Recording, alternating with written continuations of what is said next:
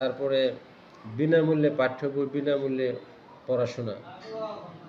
পাশাপাশি আমরা আরও প্রতি মাসে তাদেরকে ৳১৫০ করে উপবৃত্তি দিচ্ছি। ঠিক আছে?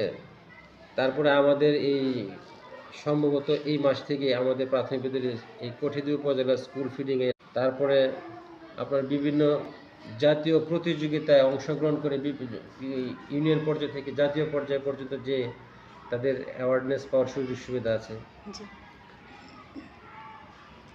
স্বাস্থ্য সুবিধা আপনি মনে করেন প্রতি বছর আমরা বা তাদের বিভিন্ন রকমের যে স্বাস্থ্য বিষয়ে আমরা তাদের খোঁজখবর রাখি।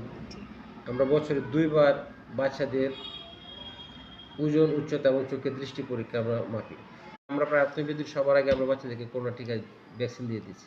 টাইফয়েডের টিকা। আবার এখন আমরা এই যে আমার স্কুলের সকল বাচ্চা যে গত 12 তারিখে প্রথম দিনই টাইফয়েডের ভ্যাকসিন দিয়ে পেয়ে গেছে। এটার সাথে তুলনা চলে না, অন্য কোনো প্রতিষ্ঠানের তুলনা চলে না।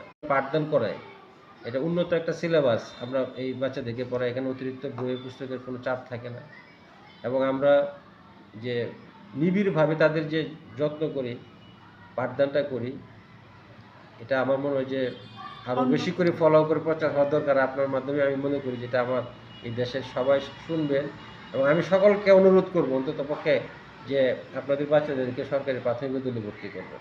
প্রজেক্টর, মাল্টিমিডিয়া সবই আছে। আমার বিদ্যালয়ে একটা কক্ষ, মাল্টিমিডিয়া কক্ষ আমি স্থাপন করেছি। জানি না, চেষ্টা করি শুধু আমার নিজের দায়িত্বটুকু যথাযথভাবে পালন করতে। স্কুলে আগমন, প্রস্থান এবং সার্বিক স্কুলে যখন যেটা প্রয়োজন হয় এবং যখন যেটা সমস্যা আমি সামনে আসে আমি তাৎক্ষণিক সেটা সমাধান করার চেষ্টা করি।